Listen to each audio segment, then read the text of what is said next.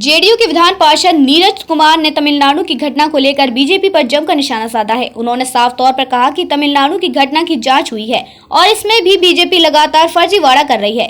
BJP के जो लोग तमिलनाडु के हैं वे अपने स्तर से इस मामले को देख सकते हैं। बीजेपी के पन्ना प्रमुख और बूथ प्रमुख इस पर अपने स्तर से जांच कर सकती है। पुलिस अपने स्तर पर तमाम मामले को देख रही है। वहीं नॉर्थ ईस्ट में बीजेपी की बम्पर जी को लेकर कहा कि जीत से ज्यादा घबराने और घमंड करने की जरूरत नहीं है। जनता से किए हुए वादे और रोजगार को लेकर युवाओं से किए वादे को पूरा करने की जरूरत है। बीजेपी ने 2 करोड़ प्रत्येक वर्ष रोजगार देने का वादा किया था, लेकिन अब तक मात्र 7 लोगों को रोजगार मिल सका है। बीजेपी की कथनी और करनी में काफी फर्क नजर आता है। वहीं चिराग पासवान की पार्टी के नॉर्थ ईस्ट में 2 सीटों पर जीत को लेकर भी कहा, अब चिराग पासवान की पूछ भी बिहार में बढ़ेगी। बीजेपी अब उनको तवज्जो देने का काम करेगी। तमिलनाडु की जो घटना है, जो मीडिया में आया, उसके बाद जो परस्पर विरोधी सूचनाएं मिल रही हैं, सरकार को जो ही जानकारी मिली सरकार ने इसको संज्ञान में लिया। अब ये परस्पर विरोधी सूचनाएं आ रही हैं, लेकिन ऐसे सवालों का राजनीतिकरण जो लोग करते हैं, मेरा उनसे सवाल है कि भाई आप तो देश में कमल खिला रहे हैं, तो तमिलनाडु में भी तो कमल खिल रहा होगा ना। तो सरकार तो अपना काम कर रही है, लेकिन भारतीय जनता पार्टी का पन्ना प्रमुख लोग क्या कर रहे हैं? यहाँ के नेताओं का क्या तमिलनाडु में प्रभाव नहीं है?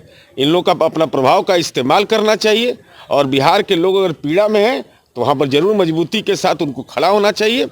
सरकार तो खुद संवेदनशील है, कार्रवाई कर रही है, लेकिन भाजपा ऐसे सवालों का राजनीतिकरण अगर करती है तो अपने पन्ना प्रमुख और बूथ प्रमुख का भी दायित्व निर्धारित करे। देखिए, 3 राज्यों में चुनाव ट्रेलर है तो दूसरे जगह पर हार रहे हैं, उसका दूसरे राज्यों में हार रहे हैं, उसका क्या होगा? अरे देश के 12 से कुछ एक राज्य में ज़्यादा में है, तो कैसे ये उम्मीद? इस ढंग का विश्लेषण अगर भारतीय जनता पार्टी करती है तो करना चाहिए, और हम तो यह उम्मीद करते हैं। कह रहे थालिए न बजवाए हैं, 24 में अभी चुनाव जीत गए और ट्रेलर लग रहा है एकदम लोटा लेकर के बजाइए, सब जगह लोटा नगाड़ा बजाइए कस करके, क्योंकि कोरोना भगा दिए इससे, तो पॉलिटिकल लड़ाई लड़ना है तो थाली के बदले अब लोटा की ओर आगे बढ़िए, ज़्यादा बेहतर होगा। 25 में कह रहा है कि बिहार की बारी है।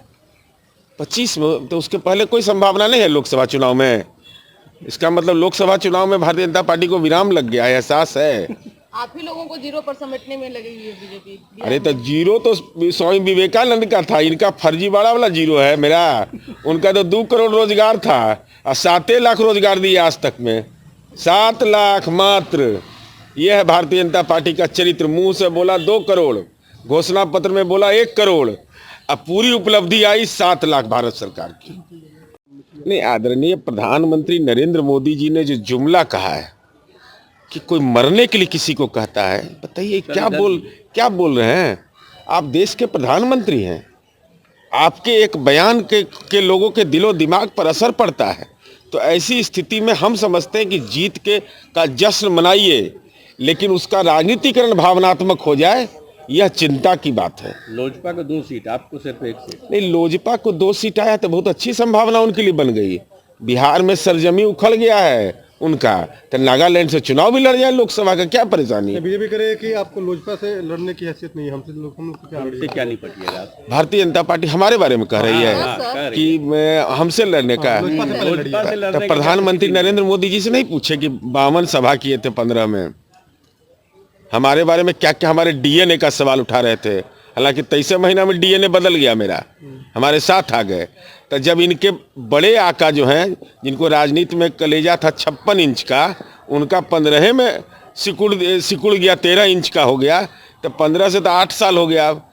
तो 10 साल के बाद क्या करेंगे, सो बिहार की जनता को भी एहसास है और भारतीय जनता पार्टी को भी एहसास है। वो कह रहे हैं कि